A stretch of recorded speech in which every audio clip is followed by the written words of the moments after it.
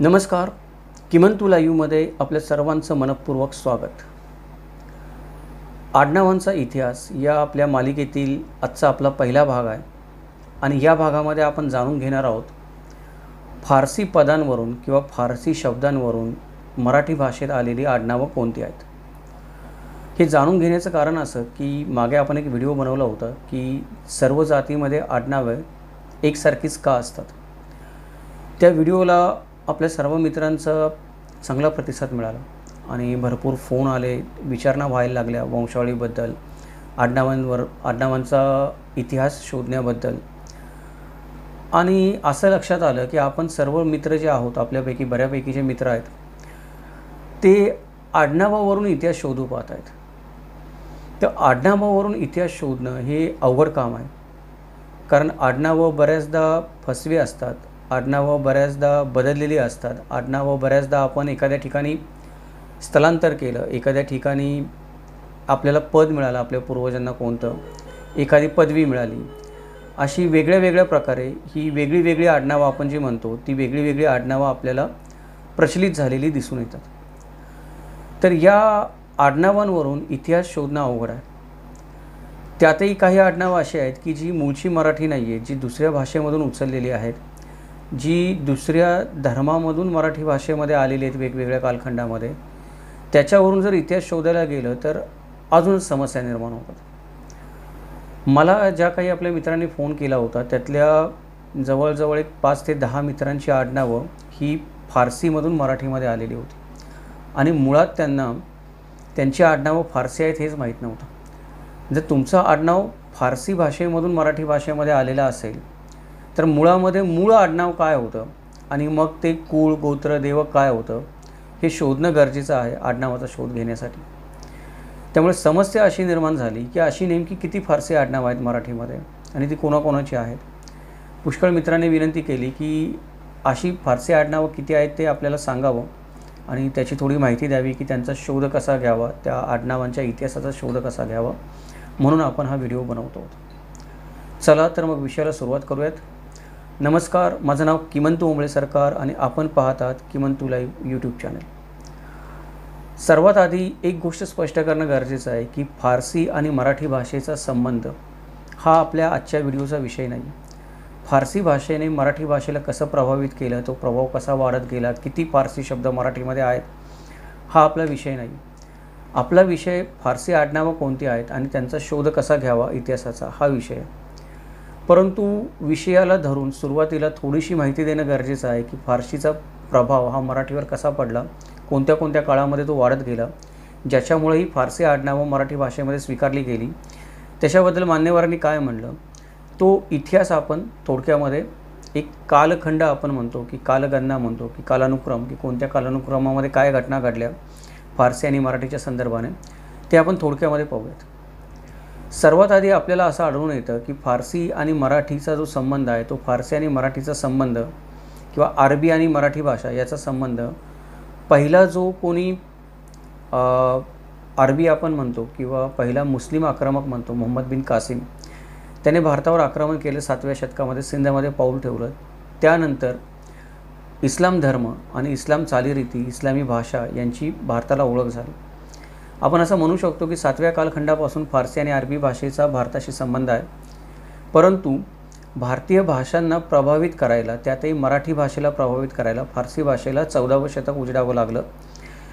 आपल्याला हातनूर इथे एक शिलालेख आढळतो, तो 1301 सालचा शिलालेख आहे. तर या 1301 सालच्या शिलालेखामध्ये कुठेही आपल्याला फारसी किंवा अरबी शब्द आढळून येत नाही, किंवा 1301च्या आधीचे जे शिलालेख आहेत त्यात कुठेही आपल्याला फारसी किंवा अरबी शब्द आढळून येत नाहीत.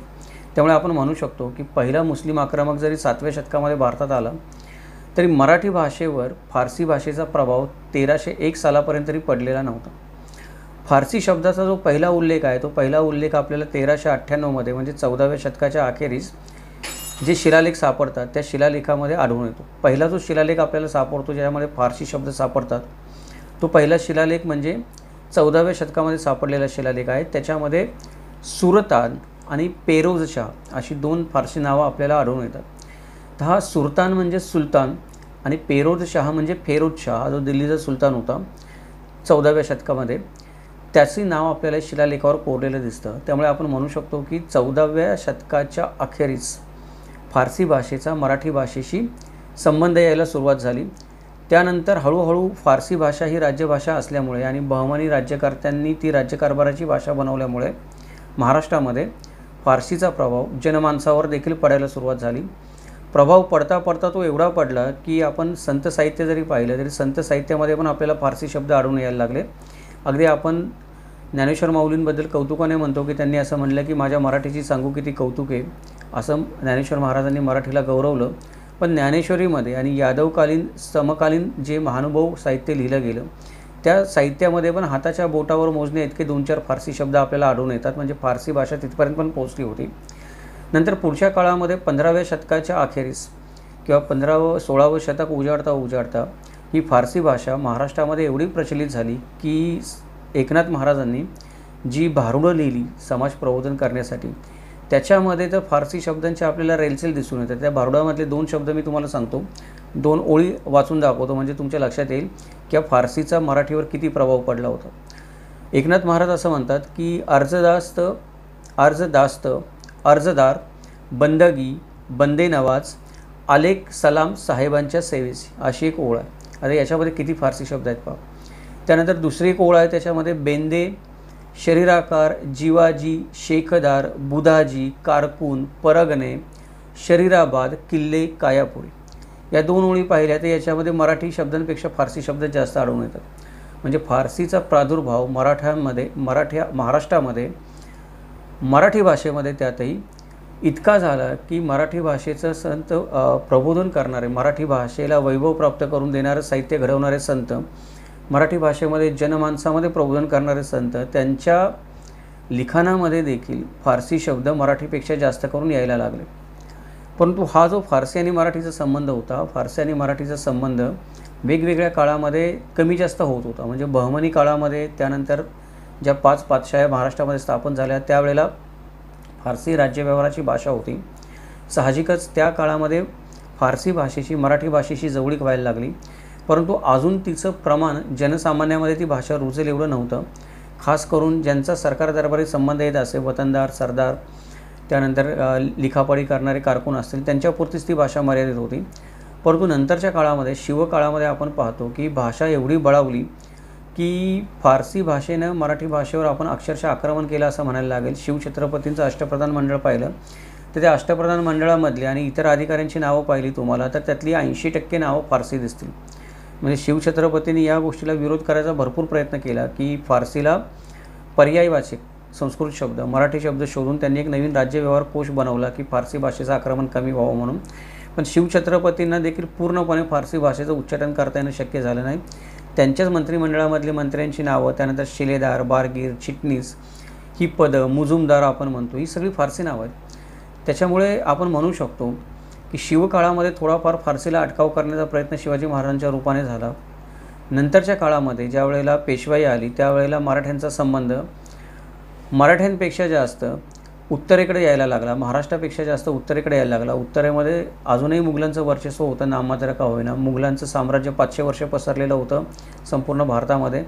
फारसी अजूनही संपूर्ण उत्तर भारतामध्ये राज्यव्यवहाराची भाषा होती. जरी आपण म्हणतो की मुघलांचा तेवढा आता वचक राहिला नव्हता, तरी पण वारंवार मुघलांशी संबंध येत गेल्याने, निजामाशी संबंध येत गेल्याने, टिपू सुलतान हैदर अलीशी संबंध येत गेल्याने, त्यानंतर इतरही मुस्लिम राज्यकर्त्यांशी संबंध पेशव्यांचा वारंवार येत गेल्याने इंग्रजांचं राज्य येईपर्यंत परत एकदा फारसी भाषा मराठी भाषेशी जुळली गेली आणि परत एकदा फारसी आणि मराठी यांचा संबंध मोठ्या प्रमाणामध्ये येऊन फारसी ही या पेशवाई कालखंडामध्ये झिरपली अक्षरशः मराठी जनमानसामध्ये.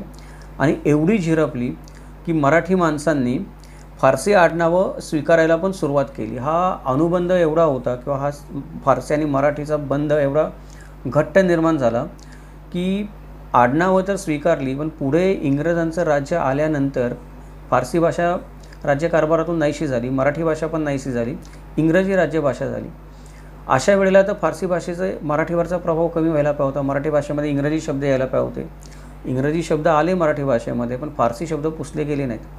त्यानंतर इंग्रजांचा कालखंड संपल्यानंतर पण आज भारताला स्वातंत्र्य मिळून जवळपास 65 वर्ष झाले आपण म्हणतो. या 60-65 वर्षामध्ये पण मराठीतले फारसी शब्द नाहीसे व्हायच्या ऐवजी ते आपल्या तोंडामध्ये एवढे रुळले आहेत की आपण मराठी बोलतो का फारसी बोलतो आपल्याला माहीत नाही. आणि कित्येक आपले मित्र आहेत जे आव्हान देत असतात की माझी मराठी भाषा अमृताला पैजे ते जिंकेल इतकी शुद्ध विशुद्ध भाषा ती होती. ती 13व्या शतकापर्यंत होती. 13व्या शतकानंतर तिचा फारसीशी एवढा संबंध आलेला आहे की आज आपण जे बोलतो त्याच्यामध्ये कदाचित हजारो शब्द पण निघू शकतील की जे फारसी शब्द आहेत जे मराठीमध्ये आपण बोलतो ते दैनंदिन जीवनामध्ये वापरतो शब्द आपण ते सहज जाता येता आपल्या लक्षात पण येत नाहीत. एवढा फारसी, अरबी आणि तुर्की भाषेचा मराठी भाषेवर आपण म्हणू शकतो की प्रभाव आहे. आणि आज बोलतो आपण ती भाषा, जुनी भाषा नाही. बाळबोध मराठीबद्दल बोलत नाही होत आपण. आणि याच्यामध्ये वाईट वाटून घ्यायचं पण काही कारण नाही आहे की प्रभाव आहे तर मराठी भाषा कमी होते असं नाही. उलट दुसऱ्या भाषेतले शब्द जेव्हा एखाद्या भाषेमध्ये येतात तेव्हा ती भाषा अजून संपन्न होते, परिपूर्ण होते. इंग्रजी भाषा ही आज अशाच प्रकारे विश्वभाषा झालेली आहे. लॅटिन शब्द, रोमन शब्द, त्यानंतर इतरही जे शब्द वापरले जातात म्हणजे हिंदी शब्द लूट हा जसाच्या तसा इंग्रजी भाषेमध्ये स्वीकारला गेलेला आहे. कितीतरी शब्द इंग्रजी भाषेमध्ये स्वीकारले गेले आहेत. करी, आपण ज्याला अंडा करी किंवा चिकन करी म्हणतो, करी हा शब्द जसा तसा इंग्रजी भाषेमध्ये घेतला गेलेला आहे. दुसऱ्या भाषेमधले शब्द घेऊनच भाषा संपन्न होत असते. तर मराठी भाषा प्रगल्भतेच्या, संपन्नतेच्या दिशेने हळूहळू काळाबरोबर चालली आहे. फारसीचा प्रभाव जास्त आहे पण इतर भाषांमधून देखील शब्द मराठी भाषेमध्ये आलेले आहेत. त्याच्यामुळे मराठी भाषेमध्ये फारसीचे शब्द आले, अरबी तुर्कीचे शब्द आले, याचा अर्थ ती भाषा बाटली किंवा भ्रष्ट झाली असं होत नाही. परंतु हे झालं भाषाकाराच्या दृष्टीने आपण पाहिलं तर दुसरे शब्द आल्यानं भाषा बाटत नाही किंवा भ्रष्ट होत नाही. परंतु काही लोकांना तसं वाटतं. त्याच्यामध्ये विका राजवाडे आहे. तर विका राजवाडे याच्याकडे इतिहासकाराच्या नजरेने पाहतात. त्याच्यातही एक हिंदू व्यक्ती जी आहे ती हिंदू व्यक्ती जिला हिंदू धर्माबद्दल तळमळ आहे, संस्कृतीबद्दल आस्था आहे, अशा दृष्टिकोनातून या भाषेमध्ये झालेल्या बदलाकडे पाहतात आणि त्यांना ही गोष्ट आवडत नाही.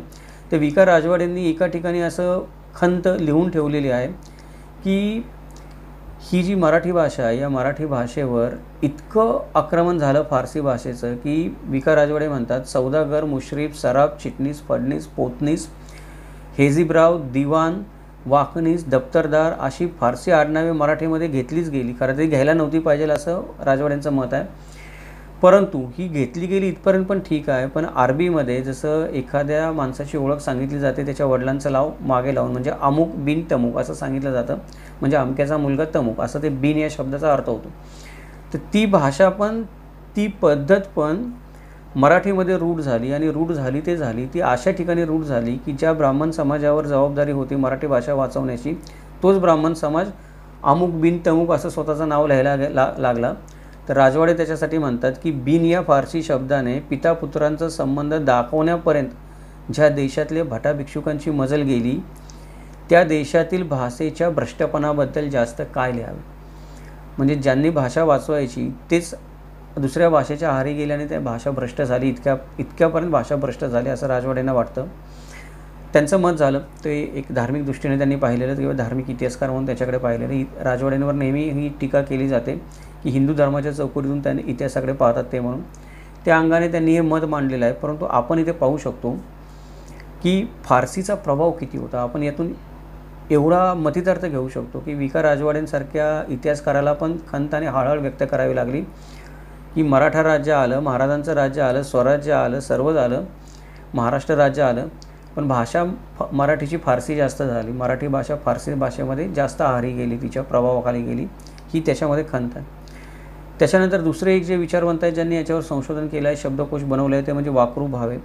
तर वाकरू भावे यांचं असं मत आहे की ही आडनावे जी आपण लावतो ती आडनावं फारसी असोत नाही तर मराठी असोत ही हुद्दा किंवा व्यवसाय दर्शवणारे जे फारसी शब्द होते ते फारसी शब्द या आडनावांमध्ये मुसलमान पूर्व महाराष्ट्र काळामध्ये मुळातच अजिबात प्रचलित नव्हते, मुळीच प्रचलित नव्हते. ज्या वेळेला मुसलमानांचं राज्य महाराष्ट्रामध्ये आलं, यादवांचं राज्य नष्ट झाल्यानंतर त्यावेळेला हे शब्द मराठी भाषेमध्ये आले. आधीचे हे शब्द नव्हते. म्हणजे फारसी भाषेचा मराठी भाषेवर प्रभाव पडला फारसी भाषा आल्यानंतर. हे वाकरू भावे यांचं मत आहे. ते त्यांनी प्रमाणानुसार सप्रमाण म्हणजे पुरावा देऊन सिद्ध केले. खरं तर सप्रमाण सिद्ध करायची काहीच गरज नाही आहे. फारसी भाषा भारतात आलीच आपण म्हणू शकतो 7व्या शतकामध्ये. ती रुळायला राज्यभाषा म्हणून प्रभाव टाकायला 14वे शतक उजाडलं महाराष्ट्रामध्ये. आणि 14व्या शतकानंतर मराठीच काय बहुतेक भाषांमध्ये फारसी जिथे जिथे मुस्लिम राजवटी होते आणि राज्यभाषा फारसी होते, उत्तर भारतामध्ये जास्त करून, दक्षिण भारतामध्ये कमी करून, जिथे जिथे मुस्लिम राजवटी होत्या त्या प्रत्येक भाषेवर फारसी भाषेने काय केलेलं आहे, स्वतःचा प्रभाव टाकलेला आहे. तर इथे आता मी म्हटलं तसं की आपल्याला अजूनही बरंच काही बोलता येईल फारसी आणि मराठी भाषेच्या संबंधाबद्दल. बरेच मनोरंजक शब्द आहेत जे आपण वापरतो, किंवा अजून हा प्रवास कसा झाला फारसी आणि मराठीचा तो उलगडून सांगता येईल, परंतु तो वेगळ्या व्हिडिओचा विषय आहे. त्यामुळे आपण आता याच्यामध्ये जास्त काही बोलणार नाही आहोत. थोडक्यामध्ये आपल्याला प्रस्तावना करायची होती, ती प्रस्तावना आपण केली. आता आपण आपल्या आडनावांच्या विषयाकडे वळत. तर आडनावं जी आहे ती आडनावं मराठी भाषेमध्ये फारसी आडनावं येण्याचं एक मुख्य कारण जर आपण बघितलं तर ते मुख्य कारण म्हणजे फारसीशी ज्या ज्या लोकांचा संबंध आला मराठी भाषेमधल्या त्या लोकांनी ती फारसी आडनावं स्वीकारली काळानुरूप, किंवा त्यांच्या पदानुरूप त्यांना ती आडनावं चिकटवली गेली, किंवा त्यांनी पण स्वतःला चिकटवून घेतली कधी कधी बहुमान म्हणून. ही जी आडनावं आहेत ही आडनावं प्रामुख्याने अभिजनांमध्ये म्हणजे सवर्ण समाजामध्ये जास्त आढळून येतात. मराठा असतील, ब्राह्मण असतील, कायस्थ असतील, यामध्ये ही फारसी आडनावं जास्त आढळून येतात. त्याचं एक मुख्य कारण असं की मराठा समाजाचा सातत्याने एक शासक वर्ग म्हणून इस्लामी राज्यकर्त्यांशी संबंध येत होता, त्यामुळे फारसी पत्रव्यवहाराशी त्यांचा संबंध येत होता. त्यानंतर ब्राह्मण समाज जो होता तो ब्राह्मण समाज हा कागदपत्र लिहिण्यासाठी, कुलकर्णी म्हणतो आपण, गावचा कुलकर्णी आहे, त्याच्याशिवाय कागदपत्र लिहिलीच जात नाहीत. देशपांडे आहेत, कागदपत्र लिहिलीच जात नाहीत. तर सुशिक्षित समाज जो होता तो इस्लामच्या कालखंडामध्ये पण ब्राह्मण समाज होता प्रामुख्याने. तर त्यांच्या पदावरून, व्यवसायावरून ज्या लोकांनी जी पदं स्वीकारली ब्राह्मण समाजातल्या लिखाण काम करण्यासाठी, लिखाण वृत्ती म्हणतो आपण त्याच्यासाठी शासकीय दरबारामध्ये, तर त्यांना पण ती पदनामं त्यांची आडनाव म्हणून जोडली गेली. कायस्थ समाज होता तो मोठ्या प्रमाणामध्ये आपल्याला माहिती आहे की चिटणीसीचं काम करत होता, किंवा आपण म्हणतो की वाकणीसीचं काम करत होता. लिखाण करणं आणि तलवार गाजवणं दोन्ही कामामध्ये प्रवीण होता. त्यामुळे या वर्गाचा पण संबंध आला. त्यामुळे या 3 वर्गांमध्ये आपल्याला प्रामुख्याने फारसी आडनावं ही फारसी नावं ही मराठीमध्ये आडनावं म्हणून वापरताना दिसून येतात.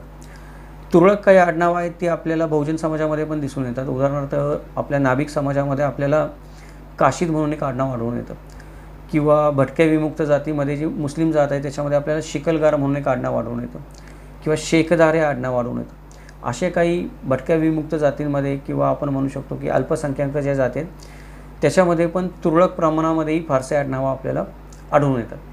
तर नेमकी कोणती फारसी आडनावं आहेत हे आपल्याला कळावं आणि त्याचा थोडक्यात अर्थ कळावा म्हणून 60 आडनावं आहेत. ती 60 आडनावं मी पटकन वाचून दाखवतो, कारण प्रत्येक आडनावाचा स्वतःचा एक इतिहास आहे. तो जर सांगायचा म्हटलं तर अजून मागे जावं लागेल, आणि प्रत्येक आडनावाचा एक व्हिडिओ बनवता येऊ शकतो आपल्याला. एक 30 मिनिटाचा तरी व्हिडिओ बनवतो. ही 60 जी आडनावं आहेत या 60 आडनावांचा 30 मिनिटाचा व्हिडिओ बनवता येऊ शकतो, एवढं आपल्याकडे माहिती उपलब्ध आहे. आपल्याकडे म्हणजे माझ्याकडे नाही, आपल्या सर्वांकडे समाजामध्ये पुस्तक रूपाने किंवा अजून कुठल्या रूपाने या आडनावांची माहिती देणारी दाखले आपल्याकडे उपलब्ध आहे, ज्याच्यावरून आपण त्यांचा इतिहास सांगू शकतो. तर इथे आपण त्याच्यामध्ये पण जाणार नाही आहोत. आपल्याला फक्त आडनावांची आपण ओळख करून घेणार आहोत, आणि नंतर ही 60 आडनावं वाचल्यानंतर शेवटी आपण थोडंसं समजून घेण्याचा प्रयत्न करणार आहोत की वंशावळी कशी शोधावी जर याच्यापैकी एखादं तुमचं आडनाव असेल तर. चला तर मग सुरुवात करूयात. पहिलं जे आडनाव आहे त्याला म्हणतात अकबरनीस. तर अकबरनीस हे आडनाव जुन्या काळामध्ये शिवकालामध्ये प्रचलित होतं, आजकाल कुठे फारसं आढळून येत नाही, पण ते होतं. अकबरनीस हा फारसी शब्द अकबार आणि नवीस हे 2 शब्द जोडून अकबरनीस हा शब्द तयार झालेला. त्याचा अर्थ थोडक्यामध्ये असा होतो की बातमीपत्र पाठवणारा. त्यानंतर दुसरं जे नाव आहे ते दुसरं नाव आहे आडनाव अमीन. अमीन हा अरबी शब्द आहे आणि तो विश्वस्त या अर्थाने वापरला जातो अरबीमध्ये. आपल्या मराठीमध्ये पण काही मित्रांचं आडनाव अमीन आपल्याला आढळून येतं. त्यानंतर कानगौ.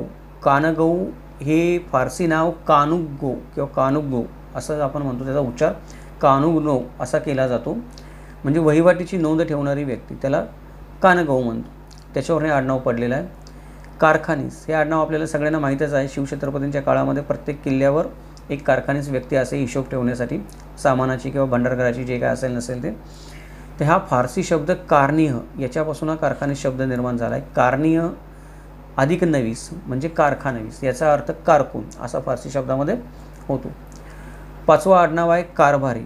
तर कारभारी नाव आपल्याला असं वाटतं की फारच अस्सल मराठी नाव आहे. मराठी लावण्यांमध्ये एखादी स्त्री लाडीकपणे स्वतःच्या प्रियकराला कारभारी म्हणते, एखादी स्त्री स्वतःच्या नवऱ्याला कारभारी म्हणते, किंवा प्रेमाने एखाद्याला कारभारी म्हणलं जातं.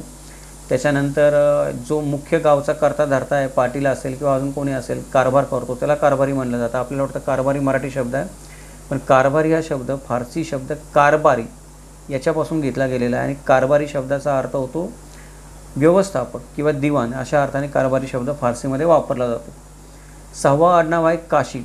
तर मगाशी मी म्हटलं तसं कासीद हा फारसी शब्द कासिंद याच्यापासून उचललेला शब्द आहे. कासिंद म्हणजे दूत पोचवणारा. तर काशीद आडनाव हे नाभिक समाजामध्ये जास्त आढळतं. नाभिक समाजामध्ये आडनाव आढळायचं कारण असं आहे की पूर्वीच्या काळी जे दूत हरकारे असत, खबर देणारे लोक असत, सरकार दरबारी, ते वेगळे लोक असत, ते सरकारी कर्मचारी असत. गावामध्ये पण आपण पाहतो की गावामध्ये पण जर सरकार दरबारी काही पत्र पाठवायचे असेल तर महार समाजातल्या एका व्यक्तीला ते वतन असे, ती व्यक्ती ते काम करत असे. आपण महार समाजाचा म्हणजे काय त्या व्हिडिओमध्ये त्याच्याबद्दल जाणून घेतलं आहे, म्हणून जास्त काही बोलत नाही. विषय एवढाच आहे की सरकारी जर कागदपत्र पोचवायचे असतील तर गावचा महार, सरकारी महार ते काम करत असे. परंतु एखाद्याला त्याच्या लग्नाची निमंत्रण पत्रिका पोचवायची असेल, कौटुंबिक जिव्हाळ्याचं एखादं पत्र पोचवायचं असेल, विश्वासार्ह माणूस पाहिलं कोणीतरी, तर अशा वेळी ते काम प्रामुख्याने नाभिक समाजाकडे असे, गावातल्या कोणत्याही मोठ्या व्यक्तीचं. म्हणून नाभिक समाजातली जी व्यक्ती हे काम करत असे तिला काशीद असं संबोधलं गेलं की पत्र पोचवणारा दूत. त्याच्याबद्दल पण भरपूर काही बोलता येण्यासारखं आहे की प्रथा पडली कशी, झाली कशी, ते आपण नंतर जेव्हा नाभिक समाजाचा इतिहास व्हिडिओ बनवू तेव्हा त्याच्यामध्ये आपण बोलू. पण हे एक बहुजन समाजामध्ये आलेलं फारसी आडनाव आहे. त्यानंतर 7वा आडनाव म्हणजे किल्लेदार. किल्लेदार शब्दाबद्दल नव्याने सांगायची काही गरज नाही. हा शब्द फारसी शब्द कल अधिक दार असा, या 2 शब्दांचा मिळून किल्लेदार असा शब्द बनला आहे. त्याला अर्थ फारसीमध्ये दुर्गाधिपती किंवा किल्लेदारी, किल्लेकरी असा अर्थ याचा फारसीमध्ये होतो. 8वा शब्द आहे तो म्हणजे कोतवाल. आपल्या आजूबाजूला भरपूर कोतवाल आडनावाचे मित्र आपल्याला आढळतात. हा फारसी शब्द कोतवाल म्हणजे तला व जोडलेला आहे. आपण तला व जोडत नाही मराठीमध्ये, आपण कोतवाल असं म्हणतो. फारसीमध्ये कोतवाल असं होतं त्याचा उच्चार. कोतवालाचा अर्थ दरोगा किंवा किल्लेदार म्हणजे एखाद्या शहराची पोलिसी व्यवस्था पाहणारा अधिकारी, आपण त्याला DSP म्हणू शकतो आजच्या काळामध्ये. अशा पद्धतीने कोतवाला शब्द वापरत होता. त्यानंतर 2 आडनावं अशी आहेत की जी एकमेकांची थोडीफार मिळती जुळते, ती म्हणजे खासगीवाले आणि खासनीस. तर खासगीवाले म्हणजे आपल्याला असं वाटतं की खासगी हा शब्द मराठी आहे. आपण कितीतरी वेळा म्हणतो की मला खासगीत बोलायचं आहे, काहीतरी खाजगी मॅटर आहे, खाजगीमध्ये पत्र दिलं आहे, हा खाजगी विषय आहे. आपल्याला वाटतं हा खाजगी शब्द मराठी आहे, पण हा खाजगी शब्द मूळचा फारसी खाजगी शब्द आहे तसाच आहे, तो मराठीमध्ये आलेला आहे. त्याचा अर्थ राजाच्या खाजगी अधिकारी असा होत असे. खाजगी म्हणजे जो राजाच्या खाजगीचा अधिकारी असत, खाजगीचे सेवक असत, त्यांना खाजगीवाले असं म्हणत असत. खासनीस हे जे आडनाव आहे ते शब्द पण खास या फारसी शब्दाला नवीस हे नेहमीप्रमाणे उपपद जोडून खास नवीस आणि खासनीस अशा पद्धतीचं आडनाव झालेलं आपल्याला दिसून येतं. 11वं जे आडनाव आहे ते 11वं आडनाव म्हणजे चिटणीस. आपल्याला माहीत आहे शिवछत्रपतींचे प्रसिद्ध चिटणीस होते बाळाजी आवजी चिटणीस. त्यांच्या हस्ताक्षरातच महाराजांची सर्व पत्र लिहिली जायची. तर चिटणीस हा शब्द फारसी शब्द नवीस याला जोडून आलेला आहे. याचा अर्थ असा होतो की राजाच्या पत्रव्यवहार करणारा किंवा पत्रव्यवहार करणारा जो कोणी अधिकारी असेल त्याला नवीस असं म्हणलं जायचं. त्याच्यावरून चिटनवीस असा शब्द तयार झाला आणि तो नंतर चिटणीस म्हणून रुजू झाला. तर चिटनवीस आणि चिटणीस हे दोन्ही शब्द फारसी शब्दावरून आले आहेत. त्यानंतरचं आडनाव आहे जकाते. जकाते म्हणजे जकात वसूल करणारा अधिकारी. तो मूळचा फारसी शब्द जुकात याच्यापासून आलेला आहे किंवा अरबी शब्द आहे. फारसी आणि अरबी दोन्हीमध्ये वापरला जातो. आता ते दोन्ही भाषांची पण मिसळ झालेली आहे, त्यामुळे सांगता येणं अवघड आहे फारसी आहे का अरबी आहे. दोन्हीकडे हा शब्द येतो. त्याला जुकात असं म्हणलं जातं. आपण अरबी म्हणून चालू थोडक्यामध्ये, कारण अरबस्थानामधून मुस्लिम धर्म पसरायला सुरुवात झाली. तर हा अरबी शब्द आहे, त्याला जुकात असं उच्चार केला जातो, त्याच्यावरून जकात असं म्हणलं जातं. त्यानंतर जमादार. जमादार म्हणजे त्याचा फारसीमध्ये अर्थ होतो टोळीचा नायक. जहागीरदार त्याला फारसीमध्ये म्हणतात जागीरदार. ठाणेदार त्याला फारसीमध्ये म्हणतात दार किंवा नेदार असा फारसीमध्ये त्याचा अर्थ होतो. त्यानंतर डबीर. डबीर म्हणजे लेखक, कारकून किंवा चिटणीस. हा मूळ फारसी शब्द दबीर याच्यापासून डबीर हा शब्द निर्माण झालेला आहे. तर हे सगळे शब्द बघा. आता हे सगळे शब्द किती आहेत की शिवाजी महाराजांच्या काळामध्ये हे सगळे शब्द वापरले जात होते, त्याच्या आधीपासून पण वापरले जात होते मोठमोठ्या पदावर. त्यानंतर एक थोडासा अनोळखी शब्द आहे तो म्हणजे तबीब. तबीब हा अरबी शब्द आहे, त्याचा अर्थ होतो वैद्य. आपल्याकडे हाकीमला वैद्य म्हणलं जातं, परंतु अरबीमध्ये तबीबला वैद्य म्हणलं जातं. काही आपल्या मित्रांचं आडनाव मुस्लिम समाजामध्ये आजही महाराष्ट्रामध्ये आपल्याला तबीब असं आढळून येतं.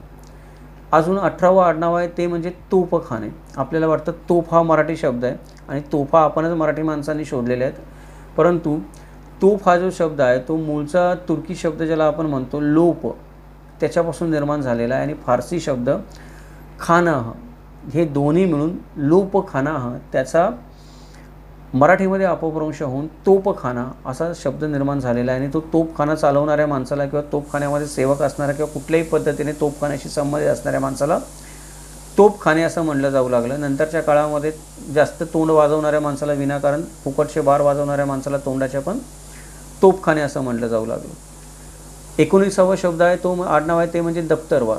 दप्तरवार म्हणजे आज आपण बघतो की मुलं जेव्हा आपली शाळेमध्ये जातात तेव्हा पाटी पेन्सिल आणि दप्तर इथून मुलांची सुरुवात होते. म्हणजे आपल्या मुलांच्या शिक्षणाची सुरुवातच दप्तर या शब्दापासून होते. दप्तर म्हणजे काय की जिथे कागदपत्र ठेवली जात असत पूर्वीच्या काळामध्ये सरकारी त्याला दप्तर म्हणत असत आणि कागदपत्रांची काळजी घेणारा जो अधिकारी असेल त्याला दप्तरदार म्हणलं जात असे. अशा प्रकारे फारसी शब्द दफुअदार याच्यावरून दप्तर आणि अपभ्रंश होऊन परत दप्तरदार पुढे हा आडनाव मराठीमध्ये प्रचलित झालेला आहे. दारूवाला.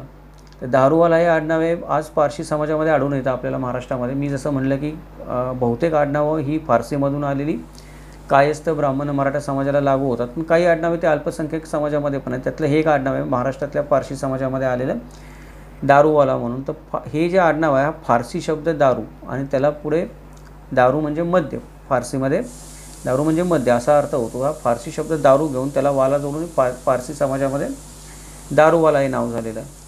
त्यानंतर दिवाण किंवा दिवाणजी हे जे दोन शब्द आहेत त्यातला दिवाण हा फारसी शब्द आहे, त्याचा अर्थ प्रधान असा होतो. दिवाणजी हा एक प्रकारे आपण म्हणू शकतो की तुर्की शब्द आहे की दिवाणची, त्याचा अर्थ प्रधान असा होतो की प्रधान या अर्थाने दोन्ही आडनावं येतात. त्यानंतर घोडदळ मोठ्या प्रमाणात असे पूर्वीच्या काळामध्ये. तर घोड्यांची निगा राखायला जे लोक असतात त्यातला एक व्यक्ती असे नालबंद, म्हणजे घोड्यांना नाल ठोकणे जेणेकरून घोडे पळते राहतील ही त्याची जबाबदारी असे वेळोवेळी. तर हे काम करणाऱ्या अधिकाऱ्याला नालबंद असं म्हटलं जात असं. तो मूळचा शब्द फारसी शब्द नलबंद म्हणजे नाल ठोकणारा, नलबंद नाल ठोकणारा, त्याच्यावरून नालबंद हा शब्द निर्माण झाला आहे. त्याचबरोबर फारसी शब्द पायगाह म्हणजे नवीस, पायगाह अधिक नवीस असे दोन शब्द जोडून रिसाल्याकडील कारकून त्याला पागणीस असं म्हटलं जायचं की जो रिसाल्यामध्ये कारकून म्हणून काम करतो, सैन्यामध्ये कारकून म्हणून काम करतो. पागे हे जे आडनाव आहे ते फारसी शब्द पायगाह म्हणजे रिसाल्याचा अधिकारी याच्यावरून पडलेला आहे. पागेदार, पागेदार हा शब्द आपण फारसी शब्द पायगहला पुढे दार जोडून पागेदार हे आडनाव झालेलं आहे. हे घोडदळाचा जो अधिकारी असे पागा सांभाळणारा त्याच्या संदर्भात वापरण्यात येत असे. त्यानंतर पारसनीस, तर पारसनीस हे आडनाव आहे. पारसनीस आडनाव फारसी नवीस या शब्दावरून आलेलं आहे. फारसी नवीस म्हणजे फारसीमध्ये पत्रव्यवहार करणाऱ्या व्यक्तीला फारसी नवीस असं म्हटलं जात असे. त्याच्या फारसी नवीसचा अपभ्रंश होऊन पारसनीस किंवा फारसी नवीसचा अपभ्रंश होऊन पारस नवीस झालं. पारस नवीसचं पुढे पारसनीस झालं मराठी भाषेच्या उद्गाराप्रमाणे. त्यानंतर सर्वात मराठी भाषेमध्ये प्रसिद्ध असलेला आडनाव म्हणजे पेशवा. तर पेशवे हा जो पद आहे ह्या पेशवे शब्द मूळ फारसी शब्द पेशवा याच्यावरून घेतला आहे. आपण पेशवा असं म्हणतो, श आणि व वेगळं वेगळं बोलतो. फारसीमध्ये पेशवा असं म्हटलं जातं, शला व जोडून दोन्ही पेशवा असा त्याचा उच्चार होतो. तर पेशवा म्हणजे पुढारी किंवा पंतप्रधान अशा अर्थाने पेशवा शब्द वापरला जातो. म्हणजे ज्याचा आपण अभिमान बाळगतो ते मूळ पेशवा शब्दच फारसी शब्द आहे. त्यानंतर पोतदार.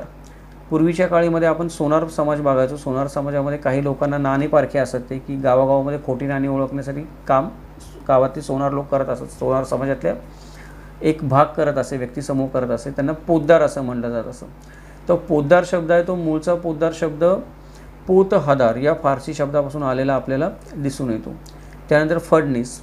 फडणीस हे आडनाव महाराष्ट्रामध्ये प्रसिद्ध आहे. दोन व्यक्तींमुळे, एक नाना फडणवीस आणि दुसरे देवेंद्र फडणवीस. तर फडणवीस या शब्दाचा अपभ्रंश होऊन फडणीस हे झालेला आहे.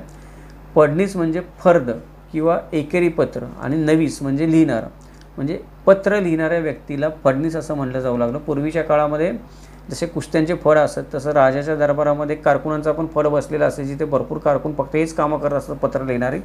त्यांचा जो प्रमुख असेल त्याला फडणीस म्हटलं जात असे किंवा फडणवीस म्हटलं जात असेल. त्याच्यावरून हे आडनाव आपल्याकडे आलेलं आहे. त्यानंतर बक्षी हे उत्तरेकडे आडनाव जास्त प्रसिद्ध आहे, महाराष्ट्रामध्ये कमी आहे. परंतु मराठ्यांच्या सैन्यामध्ये जे अधिकारी होते जे इकडून तिकडे गेल्यानंतर त्यांनी काही कारणाने बक्षी आडनाव स्वीकारले किंवा मूळचं पण तिकडचे काही लोक जे बक्षी आडनाव घेतलं त्याने ते फारसी शब्द बक्षी याच्यावरून आलेला आहे. आणि बक्षीचा अर्थ फारसीमध्ये होतो सैन्यात पगार वाटणारा अधिकारी. बक्षी हे मोठं पद होतं त्या काळामध्ये सैन्यामध्ये. सैन्याच्या पगार वाटण्यात, त्यानंतर बाकीच्या गरजा आणि पैशांच्या गोष्टी हिशोब सर्व बक्षीस करत असे. त्यामुळे बक्षीला मोठं महत्त्व असे. परंतु बक्षी हा सैन्याचा अधिकारी नसते, सेनापती वेगळा असे, रणनीती ठरवणारा, आदेश देणारा, पण मागची सर्व काम हा बक्षीच करत असते. त्यामुळे बक्षी म्हणजे काय याच्यावर पण एक व्हिडिओ आपण नंतर बनवणारच आहे. पुढचा जो आडनाव आहे ते म्हणजे बारगीर. बारगीर हा मूळ फारसी शब्द बारगीर याच्यावरून बारगीर हे नाव आलेलं आहे. बारगीर म्हणजे धन्याने दिलेला किंवा घोडा ठेवणारा जो शिपाई असतो त्याला बारगीर असं म्हणलं जातं. बिनवाला किंवा बिनवाली किंवा बिनवाले असं आडनाव आपल्याला सापडतं. ते फारसी शब्द बिनी याच्यावरून आलेला आहे. बिनी म्हणजे आघाडीची तुकडी किंवा सैन्यामध्ये आघाडीला लढणारं सैन्य. आपण बिनीचा शिलेदार म्हणतो किंवा बिनीचे आपण म्हणतो एखादा माणूस बिनीचा माणूस आहे आज पण मराठी भाषेमध्ये.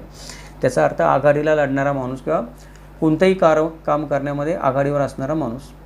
बेलदार ही आपल्याकडे एक भटकी विमुक्त जमात आहे. हे बेलदार समाज प्रामुख्याने आपल्याला दगडाशी संबंधित काम करताना दिसतात. तर बेलदार हा फारसी शब्द आहे. त्याचा मूळ अर्थ खणत्या असा होतो. म्हणजे कुठेही एखादी गोष्ट खणायची असेल, दगड खणून काढायचा असेल, सुरुंग काढायचा, एखादा बोगदा खणायचा असेल, एखाद्या जागेमध्ये एखादा किल्ल्याचा तट उडवण्यासाठी, सुरुंग काढण्यासाठी, भुयार काढायचं असेल तर हे काम बेलदार लोक करत असत. त्यानंतर महाजुमदार किंवा मुजुमदार असं आडनाव आपल्याला सापडतं. मुजुमदार हा पण फारसी शब्द मुजुमअदार याच्यापासून आलेला आहे. फारसीमध्ये त्याचा अर्थ होतो कारकून. मुजुमदार म्हणजे कारकून, वसुली कारकून. त्यात की एखाद्या गोष्टीची वसुली करणारा जो अधिकारी आहे, पैशाची वसुली करणारा अधिकारी, त्याला मुजुमदार असं म्हटलं जात असेल. त्यानंतर महाले. महाले हा आडनाव पण फारसी शब्द महाल याच्यावरून आले किंवा महालाचा रक्षक आज याच्यावरून काही लोक त्याला महालाचा रक्षक असंही म्हणतात. पण मुळात महाल हाच शब्द जो आहे तो फारसी शब्द आहे, मराठी शब्द नाही आहे. मी जसं म्हटलं तसं पुष्कळ शब्द आपल्या मराठी भाषेमध्ये इतके रुजलेत की आपल्याला वाटतं की हे मराठीत शब्द आहेत. त्याच्यानंतर पुढची जी दोन आडनाव आहेत मिराशी आणि मिरासदार. ही मिराशी आणि मिरासदार ही आडनाव आपण म्हणू शकतो की मलिक अंबरच्या काळामध्ये महाराष्ट्रामध्ये रूढ झालेले आहेत. किंवा मिराशी या शब्दाचा अर्थ मिराशीचा उपभोग घेणारा असा होतो. मिराशीचा उपभोग घेणारा म्हणजे अरबीमध्ये मिशस असा एक शब्द आहे. त्या मिशस या शब्दावरून हा मिराशी शब्द झाला आहे. मिराशी म्हणजे तुम्हाला मिळालेला एखादा खास हक्क, त्याचा उपभोग घेणारा तो मिराशी, पण त्याचा मूळ शब्द आहे तो अरबी मिशस असा आहे. त्यानंतर मिरासदार हा शब्द आहे. तो मिरासदार हा शब्द फारसी शब्द मिरासीवार याच्यावरून मिरासदार हा शब्द निर्माण झाला आहे. म्हणजे मगाशी मी म्हटलं तसं की एखाद्या व्यक्तीला शेतीवाडीचे काही खास हक्क असतील, मालकी हक्क असतील तर त्याला मिरासदार म्हटलं जात असे प्राचीन काळामध्ये किंवा खास करून मलिक अंबरच्या काळामध्ये. त्यानंतर मिर्धा किंवा मिर्धे हे पण एक आडनाव आपल्याला आपल्या मराठा समाजामध्ये आढळतं. तर मिर्धे किंवा मिर्धा हे जे आडनाव आहे ते फारसी शब्द मिर्धा याच्यावरून घेण्यात आलेला आहे. त्याचा अर्थ असा होतो की 10 शिपायांचा नाईक. म्हणजे 10 शिपायांवर जो फारसी अधिकारी असेल त्याला मिर्धे किंवा मिर्धा असं म्हटलं जात असेल. त्यानंतर अजून एक प्रसिद्ध आडनाव महाराष्ट्रामध्ये असणारं, त्यात मराठा समाजात असणारं ते म्हणजे मोकाशी. मोकाशी हे आडनाव हे फारसी शब्द मुकासा याच्यापासून आलेलं आहे. मुकासा म्हणजे तुम्हाला एखाद्या ठिकाणी वसूल गोळा करण्याचा जो अधिकार मिळतो त्याला मुकासा म्हणत असेल किंवा मोकासा मिळाला, त्याला तो हक्क मिळाला तिथून तो पैसे गोळा करण्याचा. त्या फारसी शब्द मुकासावरून हे मोकाशी आडनाव आपल्याला झालेलं दिसतं. त्यानंतर रास्ते. रास्ते हे आडनाव आहे ते फारसी शब्द रास्त म्हणजे बरोबर, जे काही रास्ता आहे ते केले, या फारसी शब्दावरून रास्ते हे आडनाव आलेलं आहे. त्यानंतर वाकेनीस किंवा वाकनीस हे जे आडनाव आपल्याला आढळून येतं ते फारसी शब्द वाकी अनवीस म्हणजे खबरनवीस याच्यावरून आलेलं आहे. शिकिलगार, मगाशी मी म्हटलं तसं की मुस्लिम समाजामध्ये आजही अल्पसंख्याक मुस्लिम समाजामध्ये जो बलुतेदार मानला जातो आजकाल, आहे का नाही त्याच्याबद्दल आपण नंतर चर्चा करू, परंतु त्यांच्यामध्ये आपल्याला शिकलगार हे आडनाव आढळून येतं. त्याचा अर्थ हत्यारे साफसूफ करून देणारा आणि पाणी देणारा व्यक्ती. म्हणजे सैन्य ज्यावेळेस चालत असते तेव्हा सैन्यामध्ये हत्यारांची निगा राखणारा आणि त्याचबरोबर सैनिकांची किंवा अधिकाऱ्यांची सेवा करणारा जो व्यक्ती होता हत्यारांच्या अनुषंगाने त्याला शिकलगार असं म्हटलं जात असं. शिलेदार, आपल्याला वाटतं शिलेदार हा तर अस्सल मराठी शब्द आहे. बारगीर जरी फारसी शब्द असला तर शिलेदार हा दुसरा फारसी शब्द आहे. हे मानायला आपलं मन तयार होत नाही, कारण शिलेदार शब्द महाराष्ट्रामध्ये एवढा रुजलेला आहे की शूर आम्ही सरदार, आम्हाला काय कुणाची भीती, अशी गाणी वगैरे पण आपण गातो त्याच्यामध्ये. त्यानंतर महाराष्ट्राचा शिलेदार, मराठीचा शिलेदार. शिलेदार म्हणजे एखाद्या गोष्टीचा विडा उचललेला किंवा एखाद्या गोष्टीचा लढा देणारा आपण म्हणतो किंवा एखाद्या गोष्टीचा ब्रँड असं अर्थाने आपण मराठीमध्ये शब्द वापरतो. पण हा मूळचा फारसी शब्द सेकलगार याच्यावरून हा शिलेदार शब्द निर्माण झाला आहे. सेकलगार नाही, सिलहदार याच्यावरून हा फारसी शब्द निर्माण झाला आहे. सिलहदार या शब्दाचा अर्थ होतो सैन्यातील राऊत, असा फारसीमध्ये त्याचा अर्थ होतो. 47वा जो आडनाव आहे ते 47वा आडनाव म्हणजे शेखदार. हे मुस्लिम समाजामध्ये आपल्याला आढळून येतं प्रामुख्याने. शेख या शब्दाला दार हे वाक्य जोडून पुढे शेखदार झालं आहे. शेख कोणाला म्हणावं याच्याबद्दल पण आपण एक व्हिडिओ बनवतो की मुस्लिम साधू संतांची जी वेगळी वेगळी नावं आहेत जी महाराष्ट्रामध्ये आढळून येतात.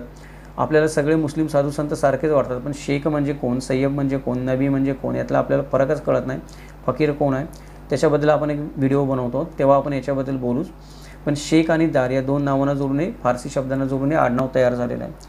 त्यानंतर सबनीस. सबनीस म्हणजे सफनवीस या शब्दाचा अपभ्रंश होऊन मराठीमध्ये सबनीस आडनाव आलेलं आहे. त्याचा अर्थ सैन्यातील तुकड्यांमधील सैनिकांची गणती करणारा अधिकारी असा त्याचा अर्थ होतो. पुढचा शब्द आहे सरदार. मगाशी मी म्हटलं तसं शूर आम्ही सरदार आपण म्हणतो मराठीमध्ये. आपल्याला वाटतं सरदार हा मराठी शब्द आहे, पण सरदार हा जसाच्या तसा फारसी शब्द आहे मूळचा. तो मूळचा फारसी शब्द आपण जसाच तसा मराठीमध्ये घेतलेला आहे. त्याला बडा अधिकारी किंवा मनसबदार असं म्हणतात फारसीमध्ये. सरंजामदार आपल्याकडे म्हणतात की अजूनही आपल्याला सातारा कोल्हापूर भागामध्ये किंवा पुणे भागामध्ये जिथे मराठ्यांचं राज्य होतं मोठ्या प्रमाणामध्ये, किंवा सांगली भागामध्ये जिथे सरंजाम दिले गेले होते छत्रपतींकडून किंवा पेशव्यांकडून काही सरदारांना लोकांना, आजही हे लोक स्वतःला सरंजामदार समजतात. म्हणजे जमिनी गेल्या हक्क गेले तरी आपले पुष्कळ मित्र स्वतःला अजूनही त्या सरंजामी मानसिकतेतून बाहेर आलेले नाही आहेत. आजही सरंजामदार समजतात स्वतःला. पुष्कळ मित्रांनी मला फोन पण केला होता. मी काही त्यांना नावं ठेवायच्या हेतूने किंवा टिंगल टवाळ्याच्या हेतूने म्हणत नाही सरंजामदार समजतात.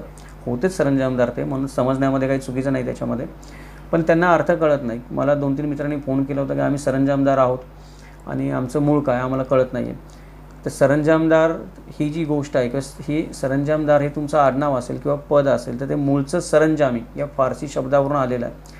सरंजामी आणि सरंजामे अशी 2 आडनावं पण महाराष्ट्रामध्ये आपल्याला आढळून येतात या सरंजामी शब्दापासून आलेले. म्हणजे तुम्ही सरंजामदार असा किंवा नसा, काही लोकांना हे आडनाव आपल्याला आढळून येतात चिकटलेली. तर याच्यावर आपण सरंजामदार म्हणजे काय त्याच्यावर मोठे 2 व्हिडिओ बनवलेले ते आपण पाहू शकता. पुढचं जे आडनाव आहे ते म्हणजे सराफ. आपण आज जर सराफ हा शब्द आपल्या डोळ्यासमोर आला तर आपल्या डोळ्यासमोर येते पहिल्यांदा सोन्या चांदीची एखादी पेढी किंवा सोन्या चांदीची बाजारपेठ. सोन्या चांदीच्या बाजारपेठेला सराफा पेठ पण म्हणतात किंवा सराफ बाजार पण म्हणतो आपण सरसकट. अशोक सराफ आपल्याकडे मोठं फेमस नाव आहे. आपल्याला वाटतं सराफ हा मराठी शब्दच आहे सोन्या चांदीच्या व्यापाऱ्यांना वापरण्यात येणार, पण सराफ हा शब्द अरबी शब्द सर्राफ याच्यापासून घेण्यात आलेला आहे आणि त्याला सोने चांदीचे व्यापारी जो सोने चांदीचा व्यापार करतो त्या व्यापाऱ्याला अरबीमध्ये सर्राफ असं म्हणलं जातं. पण तो शब्द महाराष्ट्रामध्ये आता एवढा रुजलेला आहे की आपल्याला तो आपलाच शब्द वाटून जातो. पुढचा शब्द आहे सुभेदार. सुभेदार हा फारसी शब्द सुबहद्दार यापासून त्याचा मराठीमध्ये अपभ्रंश होऊन सुभेदार शब्द निर्माण झाला. त्याचा फारसीमध्ये अर्थ होतो प्रांताधिकारी. एखाद्या प्रांताचा अधिकारी म्हणजे सुबहद्दार फारसीमध्ये, त्याचा आपण सुभेदार अशी गोष्ट झालेली आहे. त्यानंतर हकीमजी किंवा हकीम. आपल्याकडे मगाशी मी म्हटलं तसं वैद्याला किंवा औषध जडीबुटी देणाऱ्याला हकीम म्हणलं जातं, परंतु अरबीमध्ये हकीम या शब्दाचा अर्थ होतो आज्ञा देणारा अधिकारी. जो काहीतरी एखादी गोष्ट करण्याची आज्ञा देत असेल तो म्हणजे हाकीम किंवा हकीमजी. त्यानंतर पुढचा शब्द आहे हजारे किंवा हजारे. हजारे शब्द महाराष्ट्राला आणि देशाला पण परिचित आहे अण्णा हजारेंमुळं. तर हजारे जे आडनाव आहे ते हजारे आडनाव पण मूळचा फारसी शब्द हजारी याच्यापासून त्याचा अपभ्रंश होऊन निर्माण झालेला आहे. हजारी याचा अर्थ 1000 सैनिक बाळगणारा मनसबदार किंवा 1000 सैनिकांची ज्याला मनसब आहे असा अधिकारी, त्याला फारसीमध्ये हजारी असं म्हटलं जात असेल. त्यानंतर अजून एक शब्द आपल्याला 2-3 शब्द याच्याशी मिळते जुळते आढळतात ते म्हणजे हरीफ किंवा हरीफ. तर हरीफ किंवा हरीफ याचा अर्थ असा होतो की हरीफू हा जो अरबी शब्द आहे त्याच्यावरून हा हरीफ किंवा हरीफ शब्द आपल्याला आलेला आढळतो. हरीफू शब्दाचा दुर्दैवाने मला अर्थ शोधता आला नाही अरबीमध्ये काय होता, त्यामुळे आता सांगत नाही, पण तो अरबी शब्द आहे एवढं नक्की. त्याच्यानंतर पुढचा जो शब्द आहे तो हशमनीस किंवा हसबनीस. तर हशबनीस किंवा हशमनीस हा फारसी शब्द हशम नवीस याच्याकडून हे 2 शब्द निर्माण झालेले अपभ्रंश होऊन त्यांचा अर्थ असा होतो की हाशमाकडील कारकून. एखाद्या हाशमाकडे म्हणजे इसमाकडे म्हणू शकतो आपण. जर एखादा कारकून काम करत असेल तर त्याला हशमनीस किंवा हसबनीस असं म्हणत असत. त्यानंतर पुढचा शब्द आहे हवालदार. आपल्याकडे हवालदार हा शब्द फारच प्रसिद्ध आहे. पोलिसामध्ये ते पद पण आहे आणि दादा कोंडकेंचा पांडू हवालदार पिक्चर आल्यामुळे ते अजून जनमानसामध्ये रुजलेलं आहे. तर आपल्याला असं वाटतं हवालदार मराठी शब्द आहे, पण हवालदार हा शब्द फारसी शब्द हवालत अधिक वार असे 2 शब्द जोडून हवालदार हा शब्द तयार झालेला आहे. त्यानंतर हेजीब. छत्रपती शिवाजी महाराजांनी गोपीनाथ पंत कोरडेंना हेजीबीस अफजल खानाकडे पाठवला आपण असं म्हणतो. तर हेजीब हा शब्द आहे मूळचा तो अरबी शब्द हाजिब याच्यावरून घेतला किंवा काही ठिकाणी त्याला हाजिंब असं पण म्हटलं जातं. हाजिंबचा अरबीमध्ये अर्थ होतो वकील. तो शब्द आपण जसंच तसा मराठीमध्ये घेतलेला आणि वकील याला पर्यायवाचक शब्द म्हणून वापरतो. त्यानंतर गुमास्ते. गुमास्ते जर कोणाचं आडनाव असेल तर ते फारसी शब्द गुमाश्त याच्यावरून निर्माण झालेला आहे. दास्ताने हे पण फारसी शब्द दास्तान याच्यावरून आलेला आहे. पेशकार हे पण फारसी शब्द पैशकार याच्यापासून आलेला आहे. शिकारखाने हे पण फारसी शब्द शिकारगानद याच्यापासून आलेला आहे. तर ही झाली एक 60 ते 62-63 आडनावांची यादी अंदाजे जी काय आहे ती. हे फारसी शब्द महाराष्ट्रामध्ये मराठी भाषेमध्ये मागच्या 500-600 वर्षामध्ये एवढे रुजून गेले. त्याची वेगळी वेगळी पदं होती. त्या वेगवेगळ्या पदावर या व्यक्ती काम करत होते. त्यामुळे पदांचीच परत आडनावं झाली मोठ्या प्रमाणामध्ये. आणि अशा रीतीने ब्राह्मण, मराठा आणि कायस्थ या 3 समाजामध्ये ही आडनावं आपण म्हणू शकतो की 99% आढळून येतात. उरलेला जो समाज आहे आपण म्हणतो की बहुजन समाज आहे किंवा अल्पसंख्याक समाज आहे. त्याच्यामध्ये नाभिक समाज आला, पारशी समाज आला आपण बघितलं. त्याचबरोबर मुस्लिम समाज जो आज पण भटका विमुक्त किंवा अल्पसंख्याक समाज समजला, त्याच्यामध्ये पण काही फारसी नावं जी आहेत किंवा पदं जी आहेत ती आडनाव म्हणून वापरलेली आपल्याला आढळून येतात. आता मुद्द्याचा विषय हा की जर आपल्यापैकी कोणाचं जर आडनाव याच्यापैकी एखादा असेल किंवा याच्या व्यतिरिक्त पण एखादा असेल तर त्याचं मूळ जर समजा कुठे फारसी निघत असेल तर जर आपल्याला आपली वंशावळ शोधायची असेल तर सर्वात आधी हे आपलं फारसी आडनाव सोडून मूळ आडनाव काय होतं ते शोधणं गरजेचं आहे. ते मूळ आडनाव शोधल्यानंतर त्या मूळ आडनावाशी संबंधित कागदपत्र मागचे आपल्याला सापडले पाहिजे. जर आपल्याला मागची वंशावळ शोधायची असेल, मूळ पुरुष शोधायचा असेल, मूळ गाव, मूळ दैवत शोधायचं असेल तर मूळ आडनाव जे होतं त्या मूळ आडनावाची काही कागदपत्र सापडली पाहिजेत. म्हणजे आपण असं म्हणतो की बाळाजी आवाजी चिटणीस. तर बाळाजी आवाजी चिटणीस या नावाने कागदपत्र तुम्हाला 18व्या शतकामध्ये सापडतील. परंतु मूळ आडनाव काय होतं बाळाजी आवाजींचं किंवा मूळ गाव कोणतं होतं ते शोधायचं असेल तर चिटणीस याचा त्याग करून त्यांची जी मूळची ओळख होती ती मूळची ओळख शोधून आपल्याला ते काम करावं लागणार त्या याच्यामध्ये. तर अशी याच्यामध्ये काय आहे की अडचण आहे की एखादा आडनाव जर असेल तर दुसऱ्या भाषेतून आला असेल किंवा ते पद असेल कोणतं आपल्याला वाटतं की सोपं काम आहे. म्हणजे एखाद्याचं आडनाव कारखानीच असेल, किल्लेदार असेल तर ही समाजामध्ये रुजलेली आडनाव आहेत. चिटणीस असेल, सबनीस असेल, याच्या शोधायला काय अडचण येणार. तर खरं तर यांचीच वंशावळ शोधण्यासाठी जास्त अडचण येते कारण ते मूळ आडनाव शोधावं लागतं. त्याच्यानंतर पण वंशावळ शोधण्याची एक शास्त्रीय पद्धत आहे किंवा कसोट्या आहेत काही की एखादं कागदपत्र जरी आपल्याला सापडलं मोडी लिपीत ते कागदपत्र कसं वाचावं त्याचे कसोट्या आहेत. त्याच्याबद्दल पण आपण एक व्हिडिओ बनवलेला आहे. इतिहास कसा वाचावा आणि ऐतिहासिक कागदपत्रांचं वाचन कसं करावं आपण 2 व्हिडिओ मालिका बनवलेल्या त्याच्याबद्दल 15-15 भागांच्या. त्या तुम्ही आपण बघू शकता की कागदपत्रांचा अभ्यास कसा करायचा त्याच्याबद्दल तुम्हाला ते बघूनही शिकता येईल. त्यानंतर मोडी लिपीमध्ये पण ज्यावेळेला ही नावं सापडतात त्यावेळेला गडबड होते. मुळामध्ये जर तुमचं आडनाव ओरिजिनल असेल, खरं असेल, ही खात्री असेल आपल्याला तरी पण मोडी लिपीमध्ये पुष्कळ गडबड झालेली आपल्याला पुष्कळ कागदपत्रांमध्ये दिसून येते. इथे तर फारसी आडनाव आहेत त्याच्यानंतर आपल्याला मूळ आडनाव शोधायचं आहे तर मोडी लिपीतली पत्र वाचणं फार गरजेचं असतं. ही आडनाव शोधण्यासाठी वेगवेगळ्या लोकांकडे आपल्याला याचे वेगळे संदर्भ सापडतात. म्हणजे सरकार दरबारी आपण बघितलं तर कदाचित 18व्या-17व्या शतकापर्यंत हे फारसी आडनाव तुमचं आढळून येईल. त्याच्यानंतरच्या शतकामध्ये तुमचं आडनाव वापरत असतील तर ते ओरिजिनल आडनाव सापडेल. म्हणजे आपण पेशव्यांच्या शिवाजी महाराजांच्या दरबारामध्ये बघितलं तर मोरोपंत पिंगळे. तर मोरोपंत पिंगळे हे आडनाव लावत असतात त्यांच्या काळामध्ये पेशवा असतात. बाकीचे लोक आडनाव लावत नसतात. अनाजी दत्तो ते आडनाव लावत नसतात किंवा आपण म्हणतो की अजून जे काही मंत्रिमंडळातले लोक तुम्ही पाहिले तर ते आडनाव लावत नसतात. 2घं जण आडनाव लावत असतात. एक म्हणजे मोरोपंत पेशवे पिंगळे आणि दुसरी एक व्यक्ती आहे मला आता नाव आठवत नाही पटकन. 2च आडनाव लावत असतात. तर हे जर समजा तुमचं आधीचं फारसी आडनाव बाजूला 17व्या-18व्या शतकापर्यंत तुम्हाला सापडलं त्याच्यानंतर मूळ आडनाव तुम्हाला माहीत असेल तर ते मूळ आडनाव सापडणं गरजेचं आहे कागदपत्रांमध्ये किंवा इतरत्रही कुठंतरी. ते मूळ आडनाव सापडल्यानंतर ते मूळ आडनाव परत स्थलांतरित आडनाव नाही आहे का ते दुसरं कुठून पडलं आहे का दुसऱ्या कुठल्या गोष्टीतून आलं आहे का हे तपासणं गरजेचं आहे. ह्या आडनावांमध्ये पण बरेचदा घोळ होतात कारण आपल्याकडे जो भाट येतो तो भाट किंवा हेळवी काही लोकांची यादी ठेवतात. आपले पुष्कळ मित्र मला फोन करतात की साहेब आमच्याकडे भाटाने लिहिलेली यादी आहे. पण ज्यावेळेला ती यादी आपण सरकार दरबारी जी काही व्यवहार होतात जमिनीचे फेरफार होतात किंवा अजून कोणाला इनाम मिळतं दुसऱ्या गोष्टी मिळतात पत्र मिळतात त्याच्यामध्ये जेव्हा मी ते तपासायला जातो आपण त्यावेळेला ती भाटणकरची यादी आणि इकडची यादी जुळत नाही. त्याच्यामध्ये भरपूर फरक पडतो. तर आडनावांची ती पण एक मोठी समस्या आहे. तर त्याची पण काळजी घ्यावी लागते. आडनावं दुर्दैवाने असं होतं की महाराष्ट्रामध्ये जवळजवळ 60,000पेक्षा जास्त आडनाव आहेत. त्याच्यावर पण आपण एक व्हिडिओ बनवणारच आहोत. की आडनावांतली विविधता, की मराठी भाषेमध्ये जेवढी आडनावं आहेत तेवढी दुसऱ्या कुठल्याच भाषेत या देशामध्ये नाही आहे, ती वस्तुस्थिती. त्यामुळे मुळातच आडनावांचे घोळ इतके आहेत. त्यामुळे काय होतं की माझ्या गावामध्ये जो ग्रामज्योतिषी असतो किंवा ग्रामजोशी असतो, तो काहीतरी माझं आडनाव वेगळं नोंदवून ठेवतो. जो माझ्याकडे भाट येतो, तो भाट काहीतरी माझ्या पूर्वजाचं वेगळंच आडनाव लिहितो. सरकार दरबारी ज्या नोंदी असतात त्या काहीतरी मला तिसऱ्याच नोंदी सापडतात. त्याच्यानंतर परत हे सगळ्यामध्ये परत हे आडनाव फारशी येतं अजून. ते मध्येच कुठेतरी त्याची एक लिंक तुटून जाते. म्हणजे तुमचं आडनाव जर फारशी आडनाव असेल किंवा फारशी शब्दावरून तुमचं आडनाव पडलेलं असेल, त्याची लिंक मागे जाता जाता जाता तुम्ही फार फार तर 11व्या शतकापर्यंत पोहोचाल. 11व्या शतकानंतर तुम्हाला ते फारसी आडनावाचा उल्लेखच सापडणार नाही मागे कुठे, कारण ती भाषेतच नव्हता वापरावा तो शब्द. मग तुमचं आडनाव काय होतं? मग अशा भरपूर अडचणी आहेत. आणि जर तुम्हाला अडचणी आहेत, काम कठीण आहे, नाही असं नाही, वेळखाऊ पण आहे, परंतु होणार नाही असं नाही. जर तुम्हाला शोधायचं असेल तर एखादं आडनाव शोधता येणं सोपं पण आहे आणि अवघड पण आहे. सोपं अशासाठी की एखादं तुमचं आडनाव फारसी शब्दावरून पडलेलं असेल तर नक्कीच तुमचे पूर्वज कुठल्या तरी पदावर होते. ती व्यक्ती पदावर होती तर तिचा कुठेतरी सरकार दरबारी उल्लेख सापडू शकतो. ही काय झाली की फायद्याची गोष्ट झाली तुमचं फारसी आडनाव असेल तर.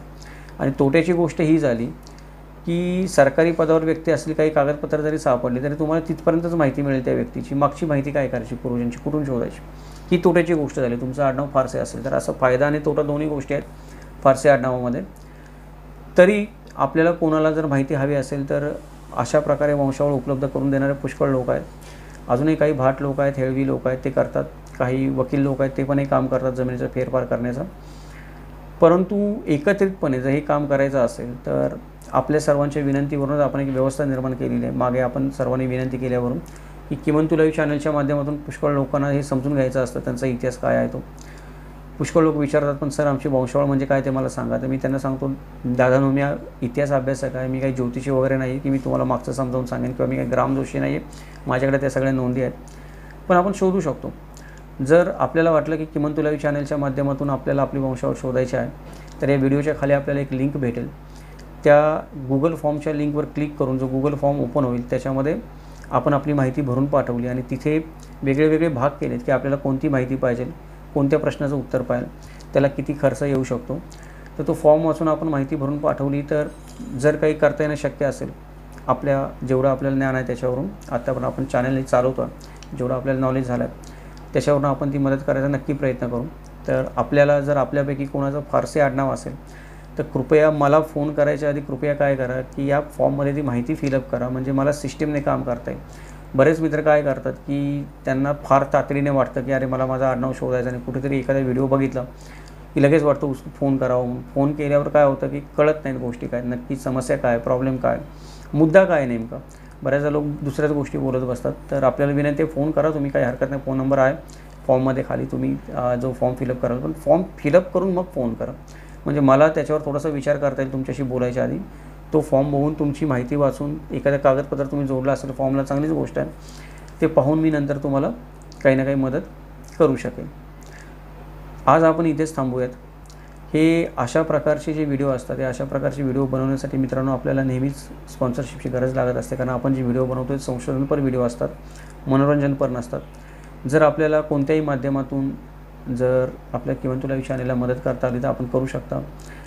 यूट्यूबच्या माध्यमातून आपण करू शकता, थँक्स बटनवर क्लिक करू शकता, मेंबरशिप घेऊ शकता, किंवा इथे आपल्याला गुगल पे किंवा फोनपेवर मदत करण्यासाठी पण नंबर दिसेल, त्याच्यावर पण आपण फुल नाही फुलाची पकडी मदत करू शकता. कारण पुस्तकं फार लागतात संशोधन करण्यासाठी. एका जातीचा किंवा एका विषयाचा अभ्यास करण्यासाठी कधी कधी 10,000 रुपयाची पुस्तकं लागतात.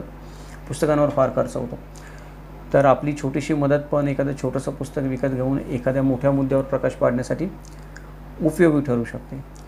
त्याचबरोबर आत्ता आपण हे जे विवेचन केलं हे आपल्याला आवडलं असेल या विषयाचं, तर आवर्जून व्हिडिओला लाईक करा, व्हिडिओ जास्तीत जास्त मित्रांपर्यंत शेअर करा. काही शंका असतील तर जरूर विचारा. आज आपण या व्हिडिओच्या माध्यमातून प्रथमच किमान तू लाईव्ह चॅनलला भेट देत असाल तर चॅनलला सबस्क्राईब करा, नोटिफिकेशन बटन ऑन ठेवा, म्हणजे आडनावांचा इतिहास सांगणारे पुढचे जे व्हिडिओ येणार आहेत कदाचित त्यामध्ये तुमचं पण आडनाव असू शकतं, ते व्हिडिओ आपल्याला पाहता येतील, त्याची माहिती आपल्याला मिळेल. वेगवेगळ्या जातींचा आपण जो इतिहास सांगणार आहे त्याच्यामध्ये बऱ्याचशा आडनावांची माहिती येऊनच जाईल त्या जातीतली. त्यामुळे चॅनल सबस्क्राईब करा, नोटिफिकेशन बटन ऑन ठेवा, व्हिडिओ पाहत राहा. कधी नाही कधी कदाचित आपल्या आडनावाचा पण आपल्याला इतिहास भेटून जाईल त्याच्यामध्ये. जर आपलं आडनाव तेवढं प्रसिद्ध असेल तर बऱ्याच आडनावांचा इतिहास येऊनच जाईल. आता आपण विषय घेतला आहे त्यामध्ये, त्यामुळे नोटिफिकेशन बटन ऑन ठेवा. त्याचबरोबर आज आपण आता मगाशी म्हटल्याप्रमाणे इथे थांबूयात. पुढचा व्हिडिओ आहे या मालिकेमधला, तो कदाचित आपण आडनाव आणि पडनाव म्हणजे काय यातला फरक समजावून सांगणार आहोत. बऱ्याच मित्रांना आपल्या माहीतच नाही की ते जे स्वतःचं आडनाव अभिमानाने मिरवतात ते मुळात आडनाव नाहीच आहे, ते पडनाव आहे. आता आडनाव काय आहे आणि पडनाव काय आहे आपण पाहूयात पुढच्या व्हिडिओमध्ये. तोपर्यंत इतिहासाचं असंच वस्तुनिष्ठ मूल्यमापन, तर्कशुद्ध विवेचन आणि आपण म्हणतो की साधारण मांडणी जी आहे ती ऐकण्यासाठी पाहत राहा किमंतूर लाईव्ह. भेटूयात एका नवीन व्हिडिओसोबत. जय महाराष्ट्र, जगदंब.